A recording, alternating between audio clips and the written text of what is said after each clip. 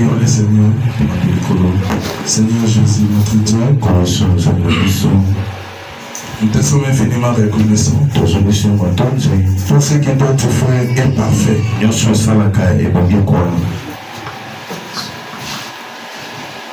On pouvait être en retard aujourd'hui parce que toi-même tu as dit tu es l'alpha et l'oméga. Tu es la fin de toutes choses. Et ta Bible nous dit vaut mieux la fin d'une chose que son commencement. Seigneur, nous bénissons ce moment. Nous bénissons ce moment. Nous bénissons ce temps que nous allons passer tout autour de ta parole. Et tous ceux qui ne professent pas ton Seigneur, nous les chassons au nom de Jésus. Qui sont ici sont guéris. Que ta parole puisse avoir la puissance de la transformation. Au nom de Jésus. Amen. Nous lisons Proverbe 15, verset 30. La Bible dit ce qui plaît aux yeux réjouit le cœur. Une bonne nouvelle fortifie les membres. Amen. Amen. 1 Chronique chapitre 4 verset 9. Jaïbet était plus considéré que ses frères.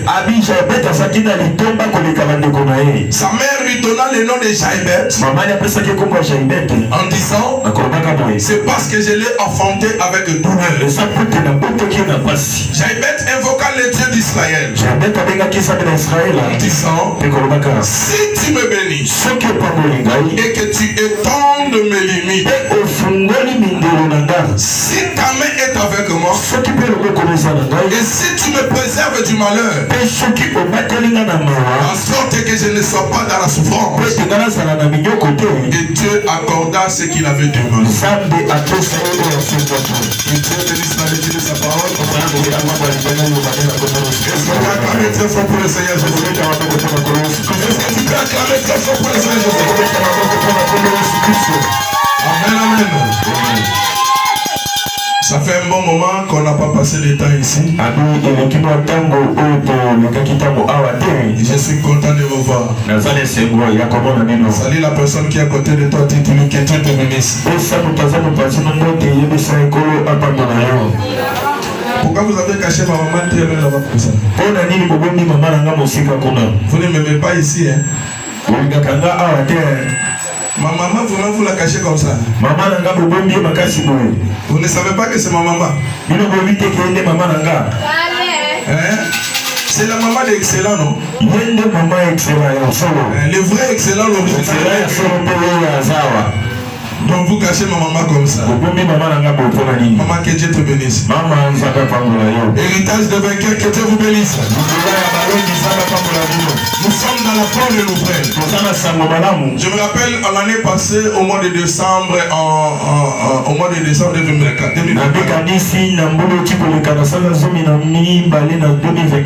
Et nous étions à Lubumbashi. Le 31 décembre, j'ai prié Dieu. Et Dieu dit que l'année 2025, ça sera une année de bonnes nouvelles. Et depuis là, je ne suis pas encore apporté la bonne nouvelle ici. Et je crois que l'année 2025 ne se terminera pas une bonne nouvelle de ce programme. Si tu vois un amen, cela se fait cher.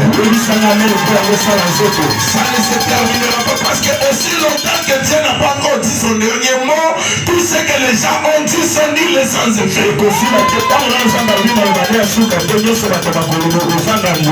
le seul qui a le dernier mot, c'est le Dieu de William Arobana. C'est lui la colonne de feu. Est-ce que peut-il l'amène à cela? La bonne nouvelle. La Bible dit que ce qui plaît aux yeux, ça réjouit. Quand le cœur est réjouit. Ça c'est là que ce cœur-là ne tombera pas malade. Il y a beaucoup de gens qui sont malades parce que leur cœur n'est plus là. Beaucoup de gens souffrent aujourd'hui parce que leur guérison intérieure n'a pas encore commencé. Il faut d'abord commencer à être guéri à l'intérieur. Il faut d'abord commencer à avoir une bonne nouvelle dans ton cœur. C'est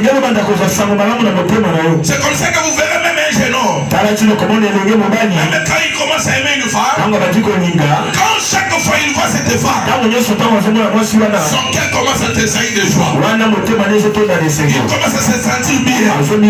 Parce qu'il voit ce qui plaît à ses yeux. Quand il voit ce qui plaît à ses yeux, cela va commencer à un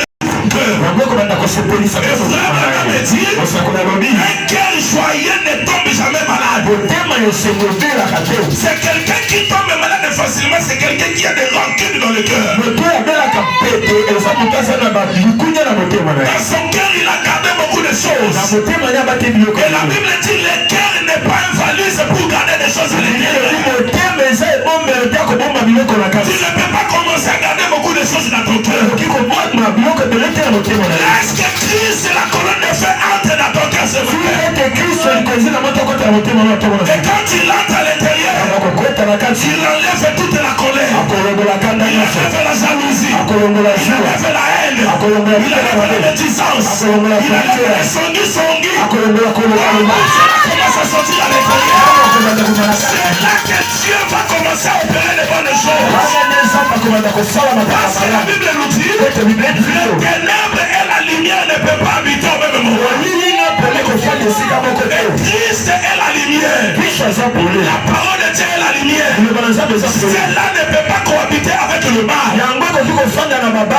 Dis à ce voisin qui enlève tout ce qui n'a pas de cœur là-bas.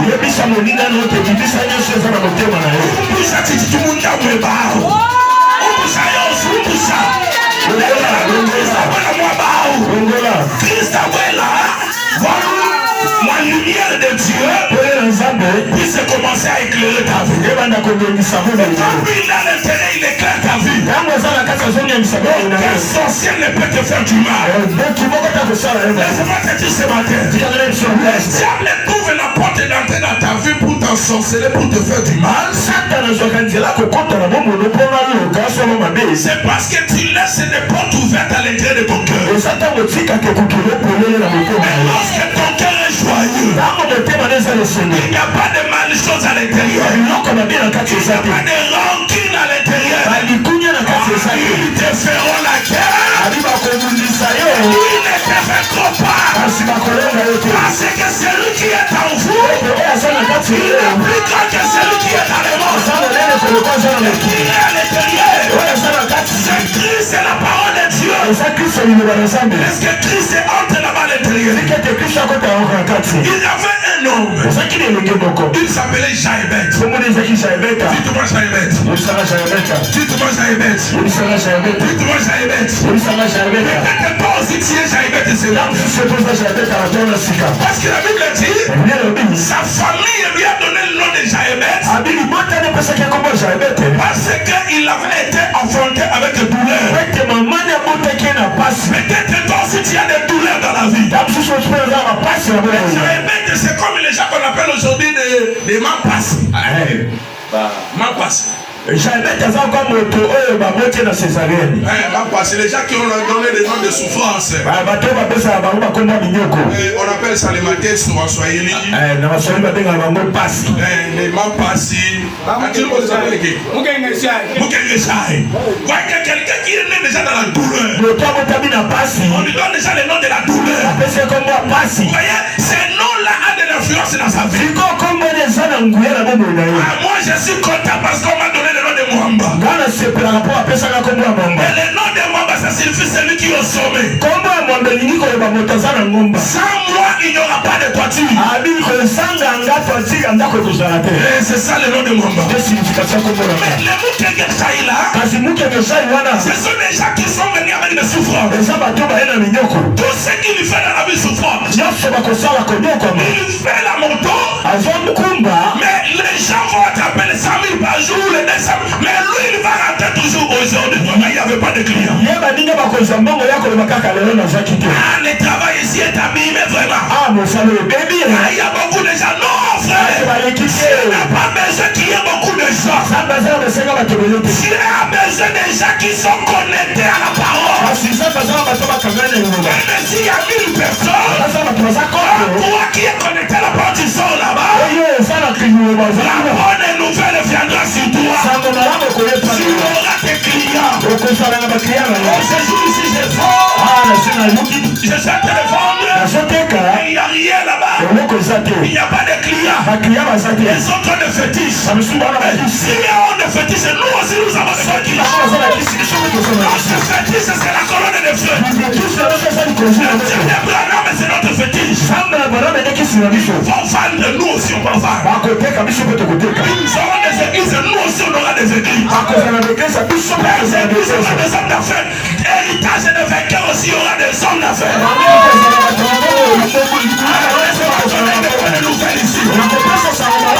J'étais retenu dans l'embouteillage. J'ai dit Seigneur, pourquoi tu me bloques? J'ai commencé à prier. La route ne s'ouvre pas. La voix m'a dit, je te bloque ici pour que tu vois la maturité de ces gens-là. Si tu trouves qu'ils sont matures, tu vas les bénir.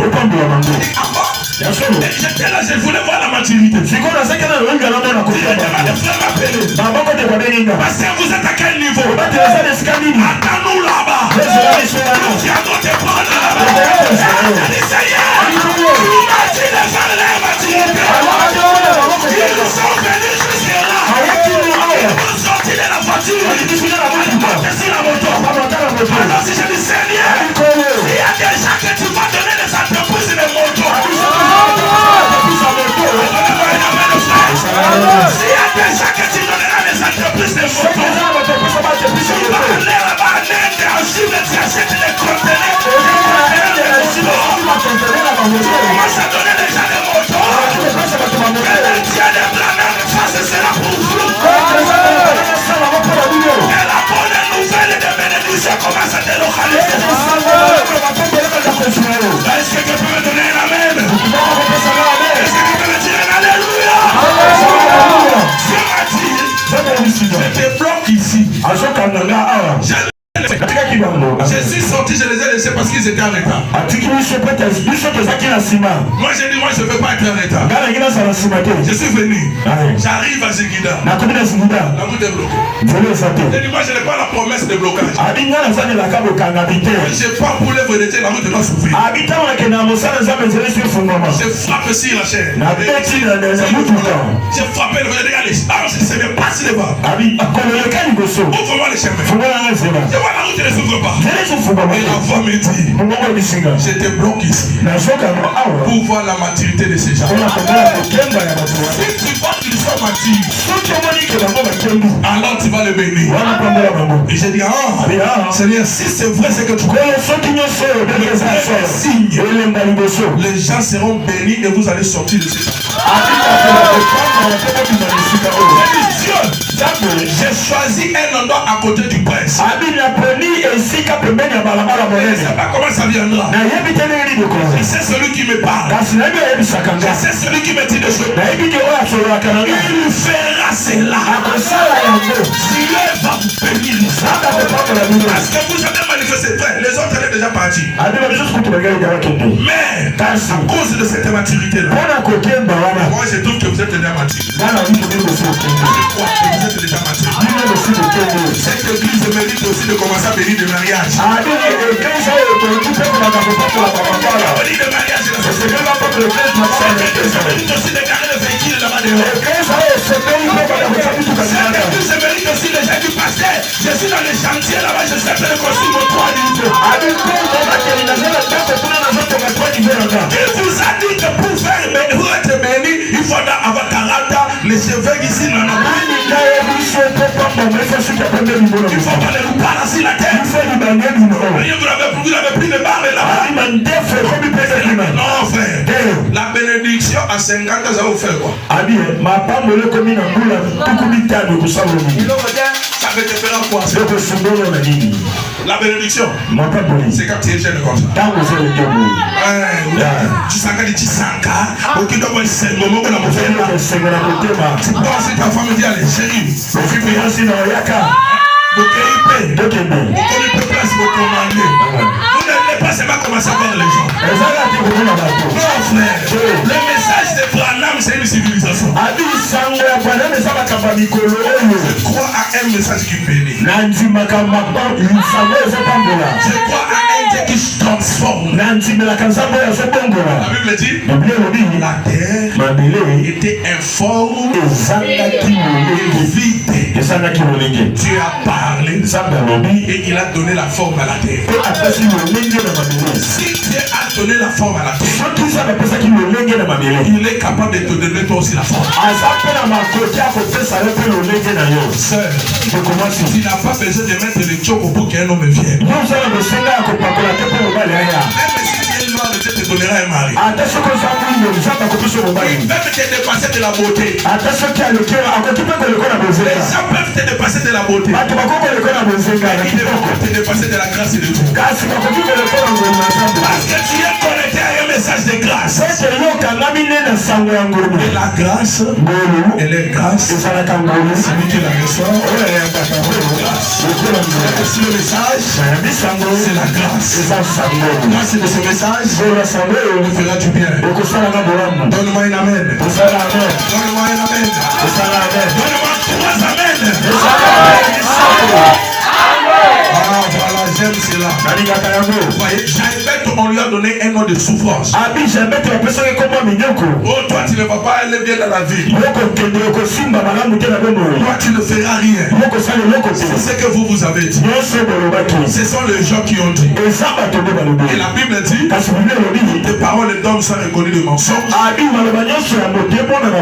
Seule est la parole de Dieu et la vérité. Là où on t'avait maudit là, ce matin je vais aller là-bas. Je vais aller changer la malédiction en bénédiction. Un homme qui a les 5 esprits, c'est qu'un homme double. Il peut être ici, et il y a quelque part. Nous ne sommes pas comme tout le monde. Nous sommes déjà mystiques. Même si on t'a donné le nom de Jaïbet, frère Branham dit, dans la prédication, venez et plaidons. Paragraphe 10. Il dit, maintenant, ce matin, hier soir, j'ai parlé du surnaturel. Comme moi aussi hier soir, je parlais du surnaturel. Un Dieu qui s'est photographié. Double arc-en-ciel. Et Dieu dit, c'est 2 alliances. L'alliance de la parole et l'alliance de la puissance. Ton réveil ici, ça sera un réveil de la parole et de la puissance. Pas seulement parole. La puissance est présente. Nous avons la parole, nous avons la puissance. La parole c'est Dieu. Au commencement était quoi? La parole c'est Dieu. La puissance c'est son caractère, elle est diabolique. Toute puissance qui n'a pas de caractère, c'est qui a la puissance. Même s'il produit des miracles, il refuse la parole. Cette puissance là ne fait pas de Dieu. Un homme qui a la parole, la puissance l'accompagnera. Parce que Jésus a dit, voici le miracle qui accompagnera. Ce n'est pas nous qui cherchons le miracle. Ce matin, le Dieu qui fait des opérations, sa cicatrice va t'opérer. Hier, je parlais du surnaturel. Laissez-moi prêcher ce qu'ils ont. Je vais prêcher. Ok. On s'est dit qui?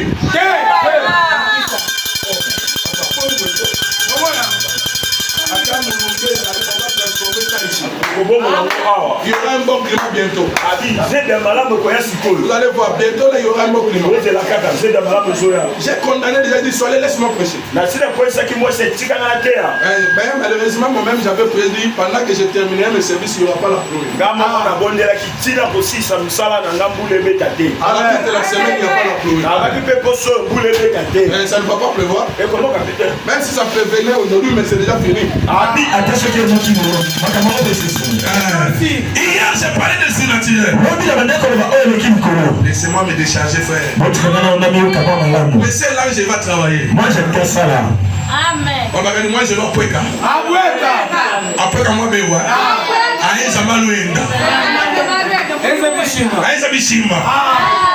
Papa. Quand cela se manifeste avec des photos et tout le reste, maintenant, ce matin, je voudrais prendre juste environ 10 minutes pour parler. Et cela est, je présente cela, c'est comme ceci. Les dons et les appels sont sans répartir. Les dons ne sont pas donnés aux gens selon leur désir. Cela ne dépend pas de celui qui court. Cela ne dépend pas de celui qui fait. Mais c'est Dieu qui fait miséricorde. Voyez-vous, les dons et les appels sont sans répartir. Les prédicateurs ne peuvent rien faire d'être prédicateurs. S'ils sont vraiment appelés de Dieu, Paul a dit, malheur à moi si je ne prêche pas l'évangile. Ils sont prédicateurs parce que peut-être pas parce que c'était leur désir. Ils n'ont jamais voulu être prédicateur. Moi j'avais déjà les problèmes là-bas, papa Léonard là-bas avec maman Angèle, il me disait non, mon but, mon alon n'a pas beaucoup ça. À tout ça diplôme, j'ai dit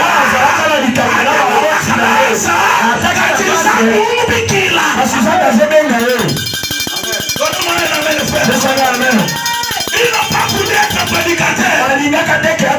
Moi aussi je n'ai jamais voulu être prédicateur. Au moment où je vous parle, j'allais peut-être être dans la politique. Arrêtez de crier là-bas Fati Béton, Fati. Mais aujourd'hui on est dit Fati Béton. J'ai dit Jésus Béton. Aujourd'hui on est dit Fati Béton.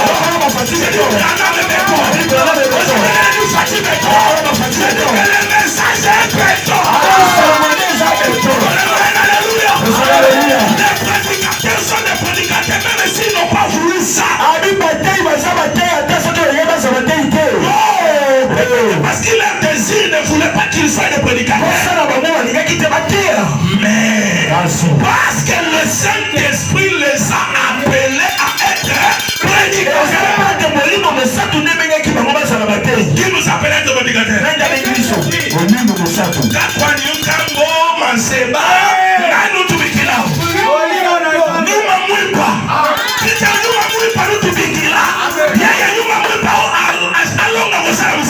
Oh baba, ayaba tike bana na yeye bazala siko yo bengi biso bana no bazali biso to ye to ndimi appelle na yo to komi biso ye nyuma mwipa obenga kikana za mote ngayo na sina konya kita ya basana musala habite na koyate o église wa des héritages de vainqueurs akoya. Amen. Donnez-moi un amen. Donnez-moi un amen. Amen, amen. Amen. Dans la grande commission, il dit, ceci est reconnu comme étant la grande commission. C'était les dernières paroles de notre Seigneur Jésus avant de mourir. Et la première fois qu'il a envoyé ses disciples, c'était dans Matthieu 10.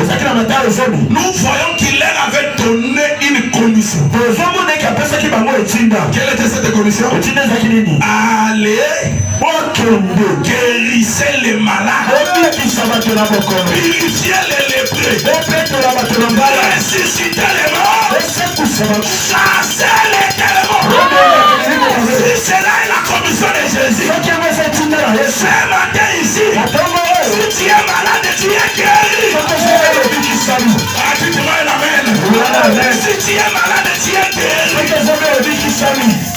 Maman, ne t'inquiète pas, tu es déjà guéri. Maman, quand tu me sens toi là-bas au fond, la brune est là. Tu es déjà guéri. Parce que cette ombre qui est au-dessus de toi, la noire, là, c'est l'ombre de la maladie.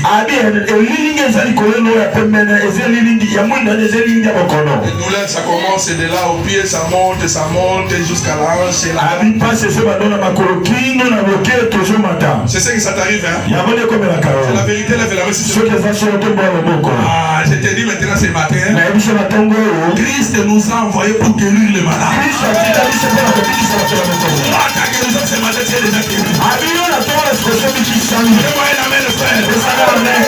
a dit de purifier les lépreux.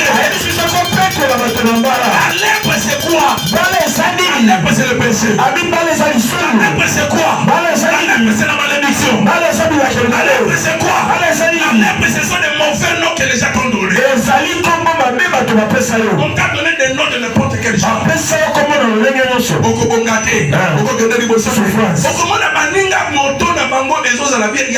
Chaque jour réparateur. Qu'est-ce qui ne va pas? Aujourd'hui on a changé cela. Le Saint-Esprit va changer cela. Nous ne sommes pas faits pour souffrir sur les autres. Il nous a donné la commission de purifier les lépreux. Tout celui qui est sous une malédiction ce matin, tu es purifié.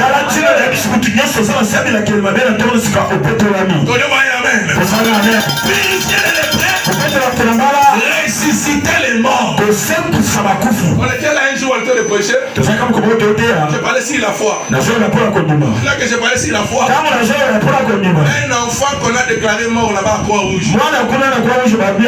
Maman n'a rien à l'objet. Maman n'a rien à morgue. Il vient avec la famille à l'église. Pendant que je prêche la maman, l'enfant est resté là-bas. La maman est restée là-bas derrière. Elle est en train de pleurer. J'ai continué de prêcher. Tout le monde ne disait plus amen, on observe. On t'a vu pasteur. Yozote a négé l'imbaye qui sont les camarades. Yozote a négé qui.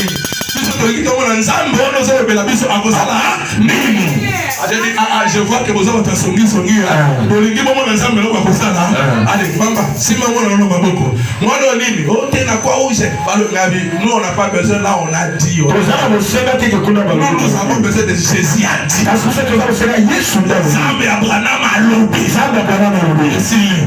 Ils ont parlé. Christ n'a pas encore dit son dernier mot. Cet enfant va revenir. L'ange descend dans la salle. Et il lui donne la conduite. Il dit priez, mettez la main. Enlevez les choses dans son ventre. L'enfant fait bruit. Il a transpiré. Écoutez frère, ce n'est pas fini. J'ai sorti $20.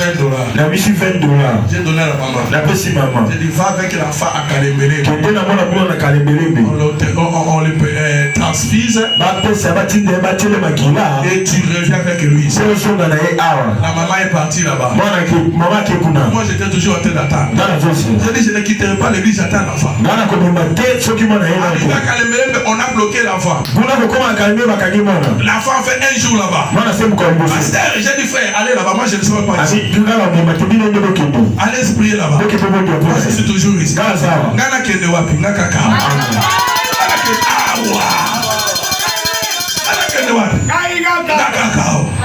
Allez-y là-bas. Ils sont partis. Pasteur. 3 jours après, l'enfant est revenu. Et la facture est sortie combien? 1 million et quelques mille de francs. Ils ont dit, où est-ce qu'on aura l'argent? Mais les 20 dollars que j'avais donné étaient toujours là. 1 million et quelques. Et les 20 dollars de l'onction a commencé à tirer l'argent. Un député sorti de nulle part. Il arrive là, plusieurs enfants étaient là. Il paye pour l'enfant. Les autres sont deux enfants seulement. Il paye pour 2 enfants seulement. Les autres sont restés. Et le député est parti. Les 20 dollars aussi est revenu. C'est le Dieu que nous voulons faire. Est-ce que tu t'amènes à cela? Est-ce que vous croyez à cela? Il peut le faire aussi ce matin. Il peut te donner une entreprise de moto. Pourquoi tu ne veux pas avoir 5-10 motos au même moment? Ce matin, celui qui fait des motos va bien avoir dit je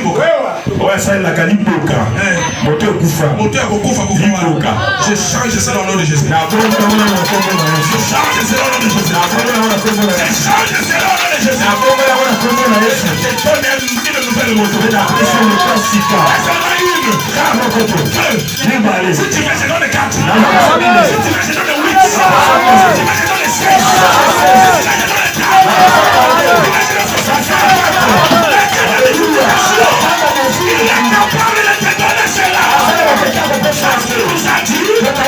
vous êtes donné le pouvoir de ressusciter les morts et chasser les démons.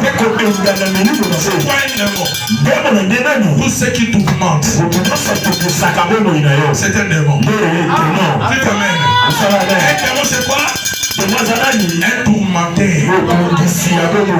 Tout ce qui te tourmente dans la vie, c'est un démon. Si les règles commencent à être douloureuses à tout moment, ça te tourmente, ça devient quoi? Il n'y a pas quelqu'un qui répond là. Ça devient quoi? Ce matin, nous allons chasser ces démons. Si les piacs commencent à te déranger, parce qu'il y a des gens, quand ils sont en piac, ils trouvent ça normal. Il y a les autres, quand ils n'en ont pas, ils tombent malades. Les piacs, ça lui rend malade. Il y a des frères que je connais quand il est en piac, c'est à ce moment-là qu'il devient un faux fier. Un faux frère. C'est là qu'il commence à boire. C'est là qu'il a des chéris. Il y a mon piac. Il est en train de se consoler derrière ses enfants. Laisse-moi te dire ce matin, le piac là c'est un démon. Nous allons le chasser. Jésus a dit, vous avez reçu gratuitement. Donnez aussi gratuitement. Est-ce qu'on avait payé cela? S'il y a des gens qui ne devaient pas être des prédicateurs, c'est nous ici. Nous que vous voyez là, on n'allait même pas être le prédicateur. Moi j'étais déjà rappeur. Vous connaissez les rappeurs? Les musiciens là. Les Jojo.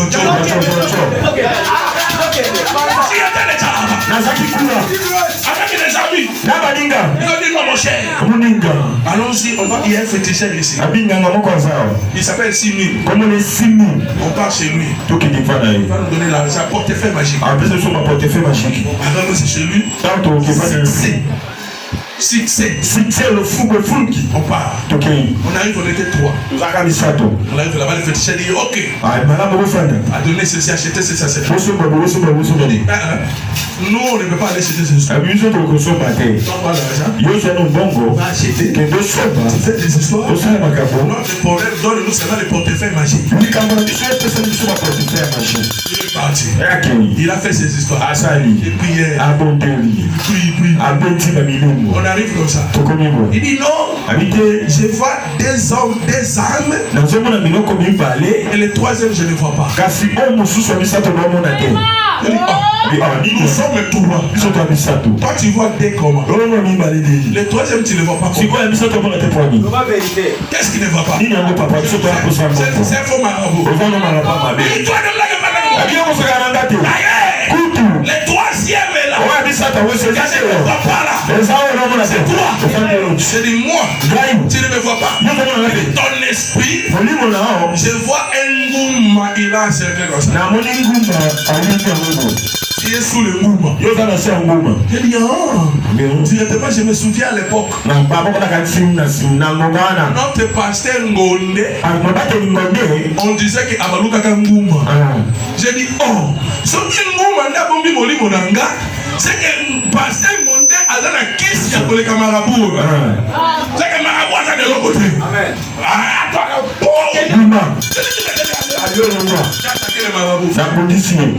Boutou na kacha ndako ngaka. Biso ozomona biso. Désordre na ndako ngaka na panzi biloko. Na mabio komona kaka ko sala ngelo ko temeka ko komona siki ko kufa ngaka. Dai muto mane esprit te. O bola kala ka benda ngeli. Yo si bati. O lukina na esprit na ngaka ngama ko na yaki. O lukina esprit na ngaka o monite. Siko enda ko la kala ka benda ngeli. Et vous savez quoi? Mon frère a baninga na ngatika na tile na zalibo. Amen. Il est devenu fou. Akoba liboma tile. Ndemo tunamelisa ebangi. Jamba. Bangi jamba. Wewe jamba no? Ndemo tunamelisa ebiamba. Ya komi liboma mengana komi pasteur. Mais est-ce que nous va dire s'il y a des gens qui n'ont pas cette sensation, nous. Ceux qui ont la tête à l'occasion des ambitions. Donnez-moi une amène, frère. Mais Jésus dit, je vous ai donné le pouvoir sans ange. Je vous ai donné la puissance sans ange. Vous aussi donnez aux gens sans ange. Je ne te demande pas ton argent. Je te demande de me croire. Si vous me croyez ce matin, une bonne nouvelle te surprend. Avant que l'année se termine. Je suis en train de voir les gens qui ne t'appelaient pas commencer à t'appeler. Je suis en train de voir les gens commencer à te chercher. Lorsque vous voyez les gens qui sont partis commencer à revenir, sachez que c'est le temps de le moissonner. C'est que la bénédiction des gens. Tout le monde dans l'air spirituel, il sait reconnaître où il y a la bénédiction. Amen. J'ai dit le marabout ici c'est un forcé. Hein? Ah ouais, de l'autre côté. Moi je pense c'est un bon marabout. Vous connaissez les bons marabouts? C'est lui qu'on a appelé Belzéboul. Le Seigneur Jésus-Christ. Il est roi. Tinobo. On est là. Yesu Beton. Zamba malamu boinati kaepe. Zamba malamu boinati kaina kende. Yes, attends, tu n'as aucun soif. Nous sommes comme il a bateau parce que vous canez de Jésus, tu canez tout ça quand nous sommes Jacob, frère voler, Azuri soit bouki, nous sommes comme toqué sous soif. Amen. Nous sommes déjà tous comme il est pas là. Oh petit na yo, mon na yo. Oh petit na yo Seigneur. Amen. Attends petit na yo. Ah, Alsi abandi ko sala baba kamna ndenge na ya panzi de l'église akati go ya Seigneur non kende wapi. Alsi ba frère wana kuna blocage na blocage Seigneur nano kidwa tunaka. Alsi na kuna weza kufuta tema Seigneur nako kende wapi. Kaka. Na kisema yo tamu kwa le beronga kaka nozo mondi yeto sala ba faire ko sepelisa. Nika na biso loko moko. Omoni batonyo so bandi makina za mosali na yo. Donc so mosali linga bolamu te. Bako fa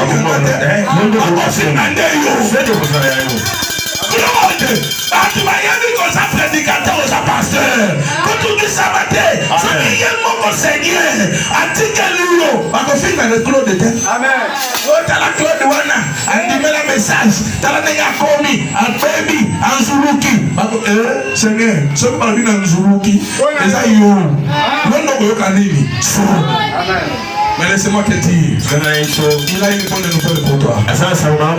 Il ne laisse jamais ce qui vient à lui. Amen. La dernière commission. Cette année dans le monde entier. La dernière commission, c'est aller dans le monde entier. Et de continuer juste comme on l'avait fait la première fois. Guérir les malades. Imposer les mains aux malades. Chasser les démons. Vous savez, si le célibat ne te dérange pas, ce n'est pas encore devenu un démon. Quand tu commenceras à voir que ça te dérange, c'est là que ça devient un démon. Je ne sais pas si vous avez compris. Toutes les choses qui ne te tourmentent pas, ce n'est pas encore un démon. Quand ça commence à te tourmenter, ça devient un démon. C'est là qu'il faut chasser. Vous dites amen. Ce qui n'a pas été, c'est que Kozala Nangai et Komba, n'est-ce pas Bengi, Kozala Nangai et Komba, n'a pas normal. Les Kozala n'est pas côté. Ils ont normal. Au côté de la carte, normal. Ils ont tout dit ça. C'est normal. Au moins, les frères à la Mouki, Banatongo, Azar Moussala Teza Chomé. Mais au lieu de 6 heures, il y a Zola dans la bête 10 heures.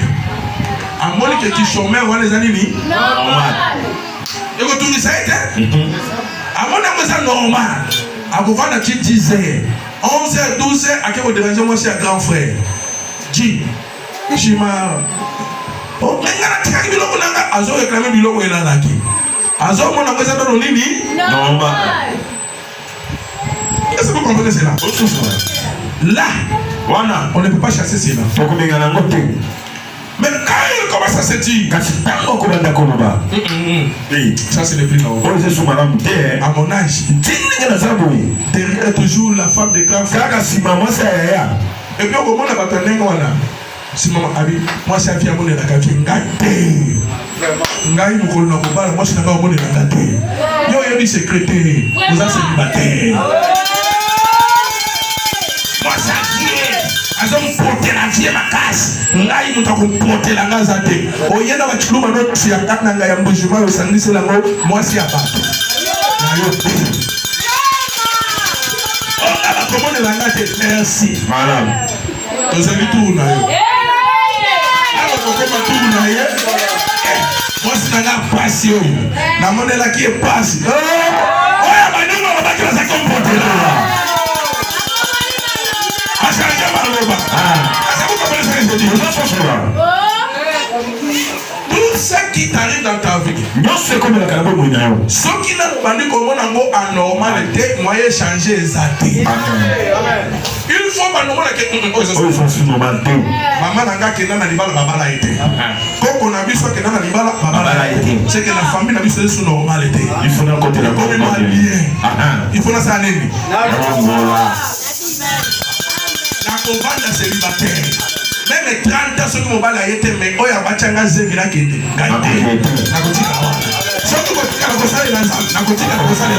mais Bachanga Zevira qui est jamais. C'est là que tu commences maintenant à chasser les démons. Et c'est là que la bonne nouvelle va venir. Dieu va t'honorer. Il te donnera cela gratuitement. Sans argent. Sans rien payer. C'est comme donner la main de là-bas. C'est comme pousser un cri d'argent pour les autres. Alléluia. Alors oui, Branham. Est-ce que vous avez fait Branham? Il dit, c'est un privilège pour moi, frère, de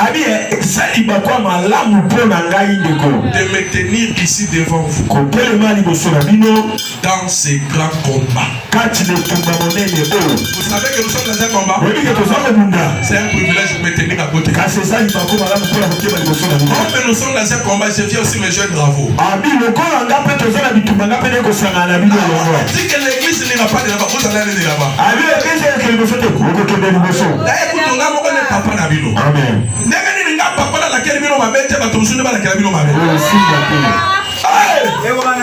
Frère,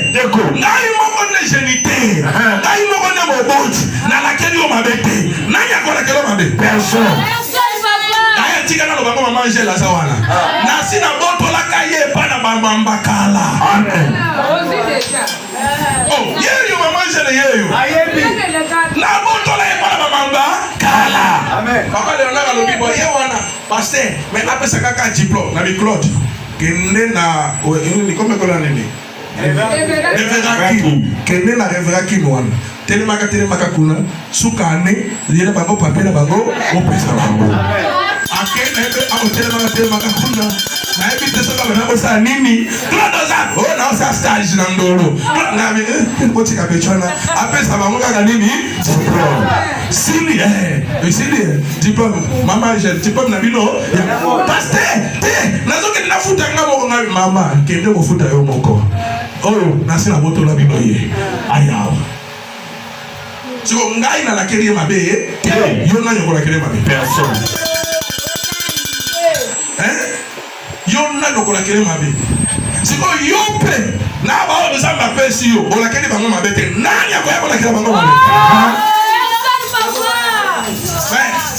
ça doit changer. Et c'est le moment. C'est ma tête. C'est ange que je vis. Moi, je ne l'avais pas encore maîtrisé. J'étais costaud. Moi, courir vitesse. Cet ange-là, moi, je vois là. Il doit venir à cette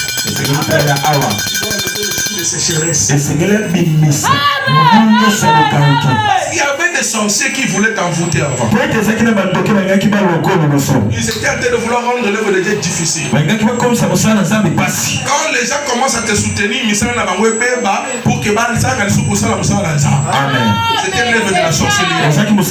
Je vois c'est une femme.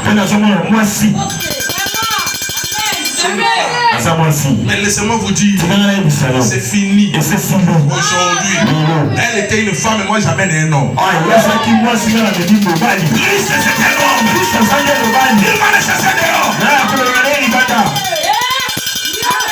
On est fatigué frère.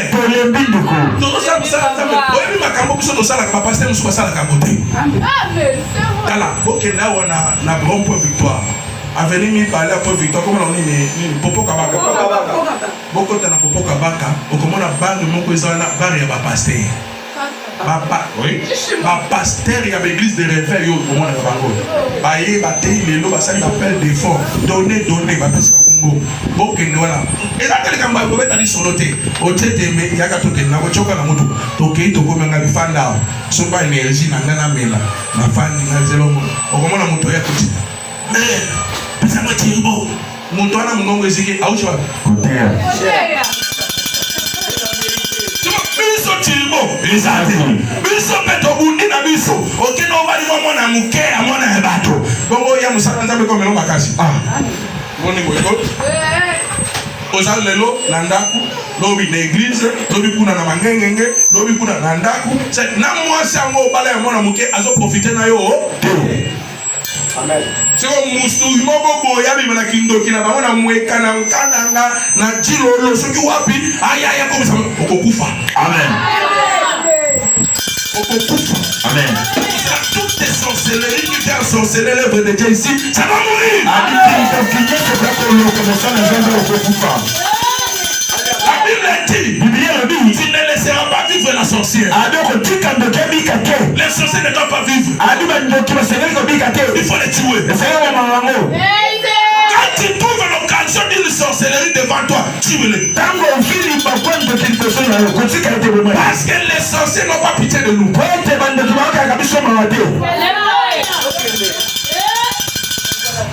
Tuez-les. Ne les laissez pas vivre. Oh non, papa pasteur, d'ailleurs, vous allez voir, je vais te dire ça après. Amen. Pasteur, j'étais acheté de l'eau ici. Amen.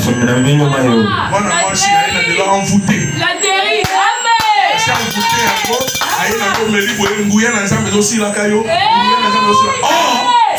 Nous sommes la source de l'énergie.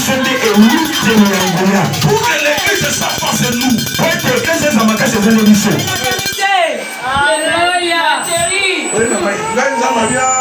biso soki eza nde boye nakangi mai na ngai nakomi kokelobi soki na mai nga moko naye kotia na congélateur na nga moko naboyi oyo na ngai oyo angata mai nyo ye yelanga mbongo nakotia na poche nabondeli mpo nango nake somba nango eloko soki olokaki ete koloka butike ya bato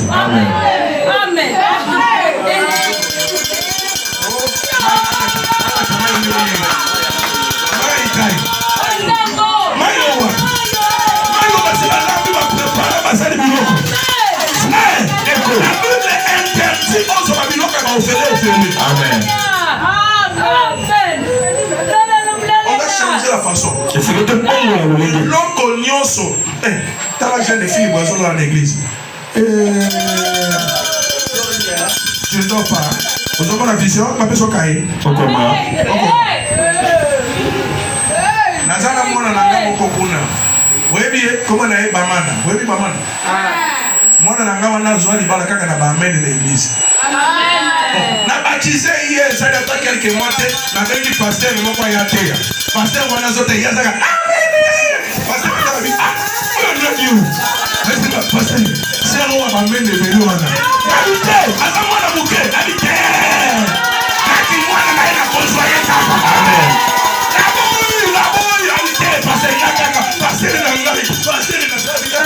Papa, je vais la question. Maman, j'ai.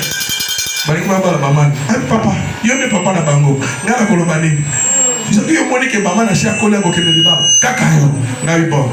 Il tombe sur papa Léonard. Kendi. Aïe, Azu maman. Le maman n'a pas été. Il y a ça, le fils de maman, mais il tombe sur la maman.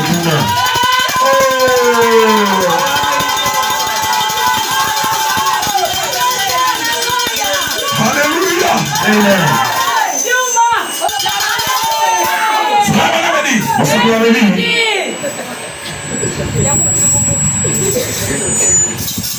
Aujourd'hui, le monde appelle cela le christianisme.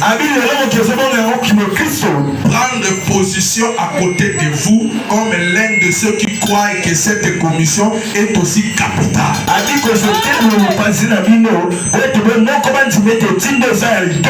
Amen.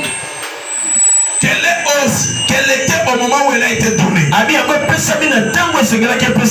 Et dans ces grands champs où nous sommes, bien des fois, nous découvrons que nous venons munis des ordres de différentes dénominations. Le pasteur a combien pasteur akende kikotoyo yango mona prédicateur bele bazo échouer yanga mona ko échouer te ayebi ke nazala papa moko nakenda ka gauche te nakenda ka droite te nazala papa moko sans aucune référence de l'écriture. Certains d'entre eux vont la commission de Christ dont il est question ici. C'était d'aller dans le monde entier prêcher l'évangile. Amen. Amen. Et l'évangile, c'est quoi? C'est la bonne nouvelle. L'évangile, c'est la bonne nouvelle. Les gens sont déjà dans la souffrance du péché. Vous venez encore les condamner pour devenir des pécheurs. Un prédicateur qui vient toujours, vous allez en faire. Papa, nous sortons de l'enfer, on va aller au ciel. Toi, tu nous renvoies toujours en enfer. La bonne nouvelle, tu es enfant de Dieu. Tu vas aller au ciel.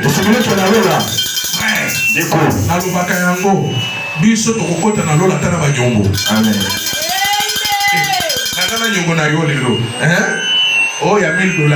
Acheter un pétard, il faut $1000. Enlève-moi ça, $1000. Nazo kota na dola. Yoko bila zambe. Akota na. Asana nyongo na ngazi kala nano. Olo kango. Yoko kota na dola na nyongo. Amen. Comment est-ce que je dis? Il n'y a rien qui peut. Au sala effort à cause de la mort en Zambé. Au sala effort à Kokomawa. Quand Zambé n'est pas dans la simplicité, les Zambé on n'a pas coupé mon la simplicité. Les gens qui ont la simplicité. Les gens qui ont complicité, la simplicité. C'est ça la bonne nouvelle. C'est l'évangile. Au lieu de prêcher l'évangile, les gens sont là en train de condamner celui-ci. Condamner celui-là. Non, frère. On a dit la prédication que votre leader lui est devant les gens. Paragraphe 47, il dit la chose que nous voulons faire, c'est prêcher un évangile qui attire un monde affamé. C'est pour cela que je te dis ce matin que la bonne nouvelle que tu reçois, c'est pour attirer. Que cela commence à attirer l'argent. Ça attire les finances. Ça attire les croyants. Que l'aigle va battre ses ailes, il attire les croyants. Maintenant, comment allez-vous attirer un monde affamé alors qu'il ne voit même pas d'où il vient?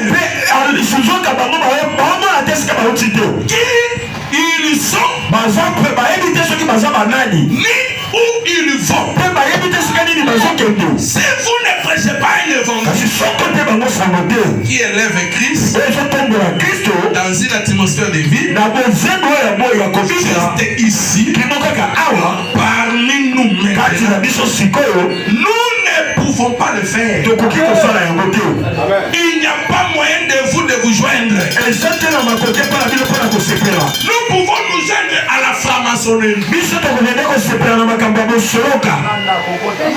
Makambo na Christ yanguya na Nzambe ezali kama kwete na mi joindre na komi moko na bino. Mais mutakoki okende akomi ami joindre sali ami kotisi akomi franc-maçonnerie. Akoti na franc-maçonnerie.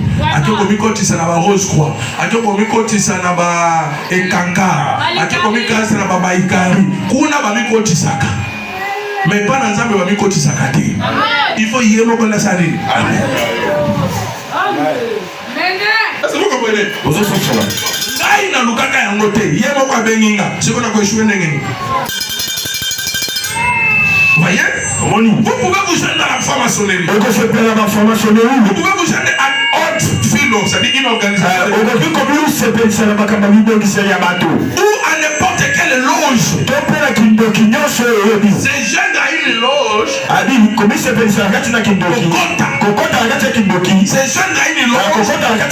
Serait tout aussi bien. Mais nous devons prêcher un évangile qui attire les gens affamés, qui attrape ceux qui ont faim, soif. Car la Bible dit heureux ceux qui ont faim, soif de la justice, car ils seront rassasiés. Maintenant, comment serait-il? Les justes seront remplis. Remplis de quoi? Remplis du Saint-Esprit. La Bible dit Étienne était un homme rempli. Rempli de quoi? Rempli de puissance. Rempli de foi. Rempli d'amour. Rempli du Saint-Esprit.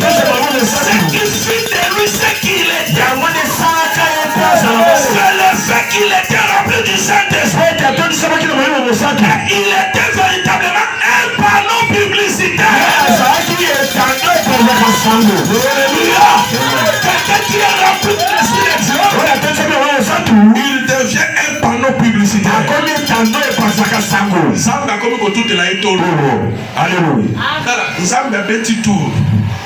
Hautambola, akutaki na diable. Diable ka osale. Nzambe atuli petit Satan. Ocha viens Nzambe. Anchobe ta bitamo batu okaka. Po diable azaki place à outil, azaki place à OK. On va nous tambola sans précision. Frère, tout le bakana frère. Yo bi makaka na pokwa. Okoza na moyo za bien na ndako mwasi ya monio. Mais ce comme ba 17h 18h ndo bieni. OK na kawapi. C'est aux la salité toute la journée. Au sous-qualité, l'ipouta moko, na moi c'est toute la journée. Mais ce que comme d'abord 17h, 18h, nous sommes sous ok d'accord.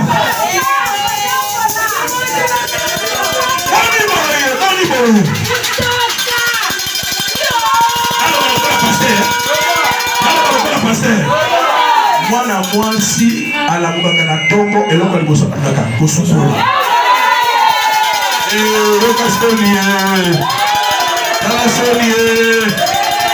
Mwana mwasi azolumbasala mapeka. Tala okoza na vase mozape na mwa parfait. Amen. Kotanga mokota kuluba nini? Kotanga mokota.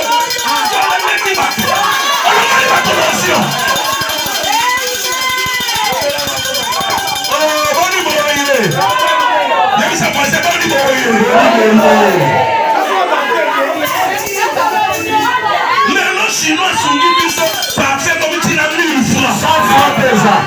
100 francs à chaque fois. 100 francs. Parfait à chaque fois.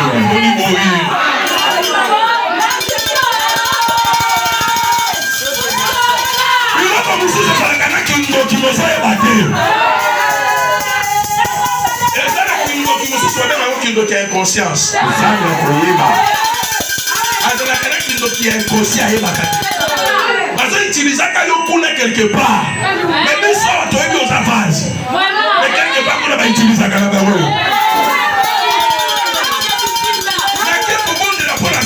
Vase, mais Azana Marie de lui. Ah, vase, na Marie de lui.